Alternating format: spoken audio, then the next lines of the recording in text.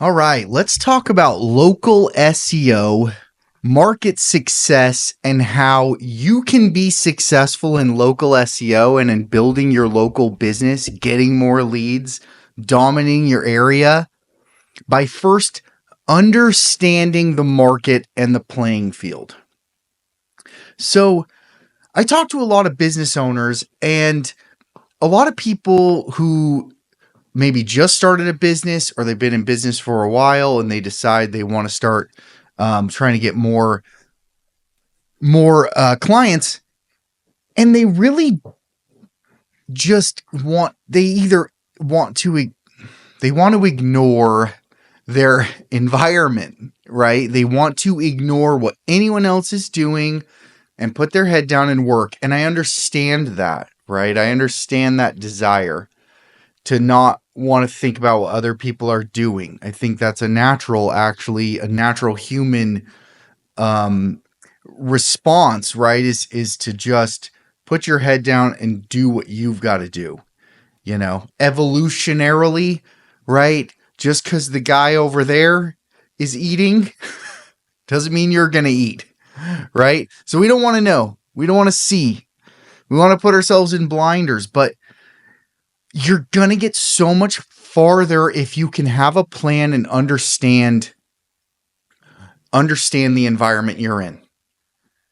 So this is where I have this metaphor about building a house, right? You're going to build this beautiful 3,500 square foot home.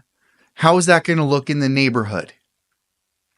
Well, the answer is it depends on what the neighborhood looks like. If you're in a neighborhood full of rundown tiny homes, it's going to look amazing. If you're in a neighborhood of mansions, it's going to look like who cares, right? So it doesn't matter what you're building. It matters the neighborhood that you're building in, right? So this, I think, is an apt metaphor for SEO because business owners are always asking me, or maybe you're asking yourself, how do I get where I want to go? And my first answer in that is, well, it depends on what your environment is like. How much is it going to cost me to be the number one business in my area? Number 3, well, it depends on what the environment's like,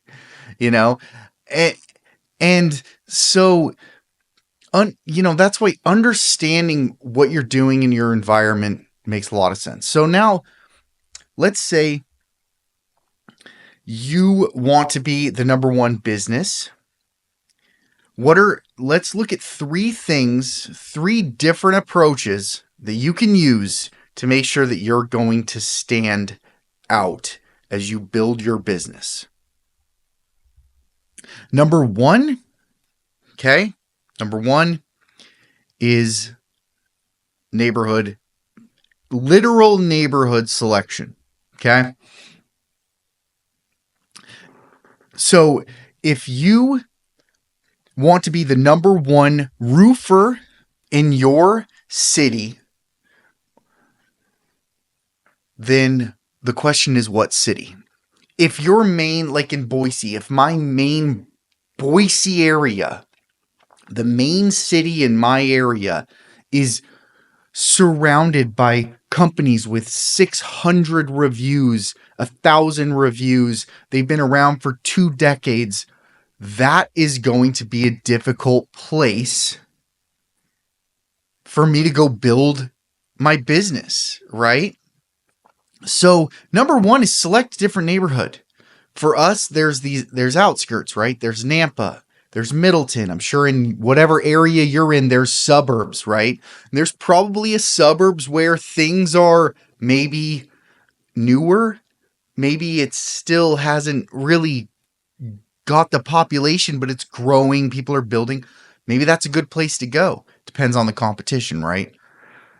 So select a different neighborhood, right?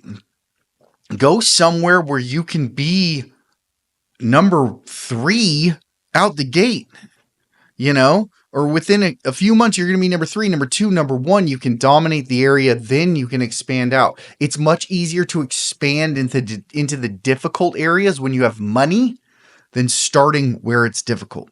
Okay, so that's number one. Number two is niche down. When I look at Boise and I do a search for roofing contractors, there's a ton of them, right? But what's funny to me is no one goes down deeper. There are 0 businesses called John's Roofing Repair, or even better, Boise Roofing Repair. No one is niching down further because they're too afraid that they'll lose something. If I don't say I do all roofing services and I just say I do roofing repair, then I'm going to lose out on all the people who want installation. Well, number one, no, you won't. I don't think anybody, when they see roofing repair, thinks they don't do roofing services. They just think, oh, they do roofing repair. Roofing, people just... So one, I don't think you are. But number two is, what if you could tomorrow, and I'm not saying this happened, what if you could tomorrow, instead of getting all the roofing people, what if tomorrow you got everyone looking for roofing repair? You didn't get anybody else, but you got everyone in your biggest city looking for roofing repair. That's huge. And so if you niche down like that, it's not going to happen overnight, but you are way more likely to succeed at those keywords than expand your keywords out.